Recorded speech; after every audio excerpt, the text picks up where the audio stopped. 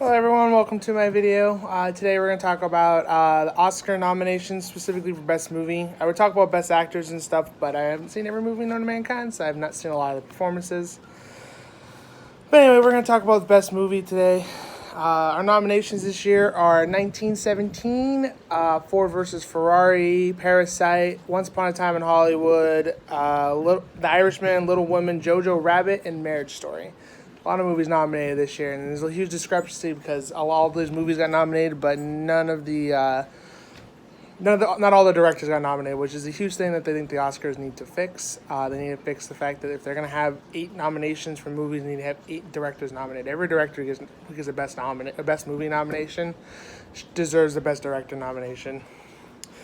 But anyway, so I did see all these movies this year. All of them were phenomenal, except for maybe one. One exception to the list that I think that was not very great. But I'm just gonna go through each one, kind of talk about my thoughts there, and kind of talk about who I think should win, who probably will win, stuff like that. So we'll start at the top with 1917. This is the war movie that is all one shot. It's about a British soldier who has to deliver a message to another platoon who's about to go into battle, but is gonna get about to fall into a trap. The movie is gorgeous, like probably best cinematography of the entire of this year. The one shot works so well, and yeah, there might be more than one cut. There might be a couple cuts in there, but they do it so well. They mask it so well that you cannot see all the cuts. I was only aware of the one cut that they made in the entire film. But yeah, it's a phenomenal movie and so well done and just beautifully shot. And if it doesn't win cinematography, I don't know what is going to win cinematography this year. Next movie we'll talk about is Ford versus Ferrari. This is the movie that's about Ford hiring Shelby. I can't remember his full name, but anyway, hired Shelby to make the next best racing car to fight the go against Ferrari in the international racing thing. It was funny when I got out of this movie. I called my mom up and I told her I was like, if any other year this movie would have came out, this would have been best movie. But the year it came out, I just don't think it is the best movie. It's a movie that's made for car enthusiasts. First off, they go into very nerdy stuff for cars. It's made for. It is very much, I feel like, an Oscar bait movie. That's why I feel like it was any other year this year, it probably would have won. The performances are great. Christian Bale and Matt Damon both knock it out of the park. And yeah, the next movie on the list is Joker. Gonna be honest, I'm surprised this one made the list for best movie. I think the movie is really great. I think Joaquin Phoenix is gonna probably win the award for best actor. I think he's phenomenal in it. I just surprised that the entire movie made it. I thought the movie was really good. I think one of my biggest complaints about the movie is that it felt very familiar for a movie. Felt like it wasn't even like because it's a superhero movie. It felt familiar with other movies that have been made already, like a Fight Club or The Comedian or something. So that's why I struggle with this film and whether or not it should be in the best nomination thing. I think it is a great movie that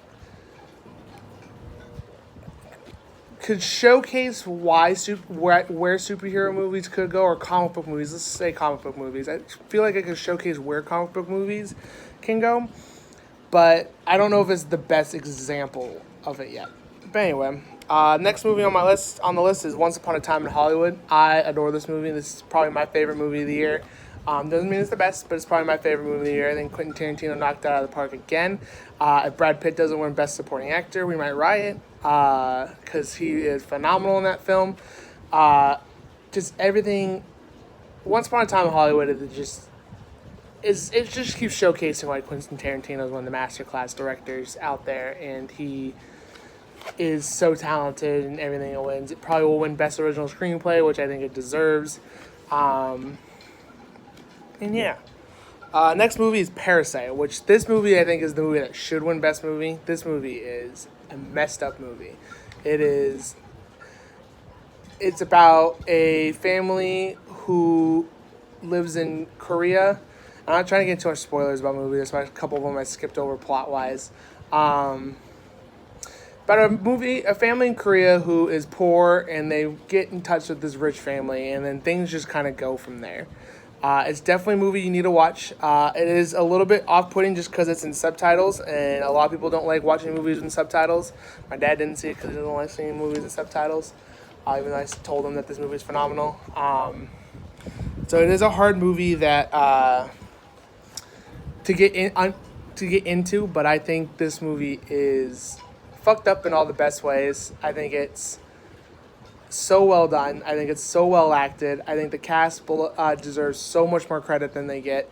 It sucks because I don't think there's one standout performance. I think there's a bunch of great performances throughout the cast, and the Oscars doesn't really celebrate cast as whole. They mostly celebrate the individual, so it's a little bit harder with that film to get nomination for cast. But I think that movie is just phenomenal in all kinds of ways, shape, and form. The Irishman is the next one on the list. My least favorite movie of the list, in all honesty. I thought Joker was definitely way better than this film. I could barely get through it. 3 hours is a lot. On Netflix, took me 3 sittings just to watch the movie. I think the movie doesn't understand the time it's in. And I think it does it. It's probably doing it on purpose. It's definitely one of those movies where it's Martin Scorsese, it's old school gangster type of movie and stuff like that. But I just think the biggest problem with the film is that although the actors are great, they had these old actors play their younger selves, and they moved like old people. And so it just kind of takes you out of the film because you're like, why? No one would move like this. No one would do this kind of thing at their ages or at that age, And so it just, I don't know. I feel like this movie is overrated. I don't think it deserved an Oscar nomination. But it's Martin Scorsese, so it's gonna get the popular vote and stuff like that. Next one on the list is Little Women. What a little delightful little film this one was. I went into it not expecting a whole lot. I actually was probably not even planning on seeing it. And then I got into the film, and I loved it. I thought this movie is just a delightful little thing. It's just a kind of a cheerful movie that kind of just puts a smile on your face the entire time you're watching it. The cast is great. Everyone in it is really well done. The story is great. Everything about it. Definitely not as strong as like 1917 or Parasite, but I think it's also a really well done film. The fact that Greta Gerwig didn't get Oscar nominated for Best Director is a joke, because I thought the movie was probably the best thing about the movie, how well directed it was. But yeah. Next on the list I want to talk about is Marriage Story. This is another Netflix original. Netflix trying to knock it out of the park this year. They're trying to showcase why their platform is the place to go see movies. Marriage Story, I don't think it's getting enough buzz, but it's because of the subject this is. It's about a couple going through a divorce. About a family going through a divorce. All right, let me restate that. It's about a family going through a divorce. And so it is depressing.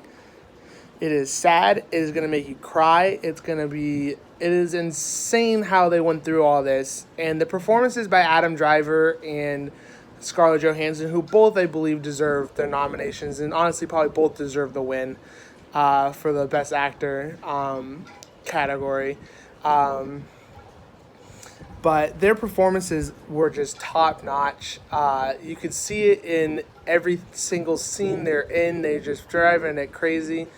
Adam Driver is just, he's something else when it comes to acting. Like, I think in every performance I've ever seen him in now, I just think that he's just freaking phenomenal. It's Kylo Ren, and I realized he kind of got his claim to fame through the show Girls, but Star Wars was what blew him up and stuff. And so a lot of people kind of don't really see him as a prolific actor because of Star Wars and stuff. But I think his performances as Kylo Ren has been phenomenal. I think he is just great. Scarlett Johansson also showcasing why she's a great actress.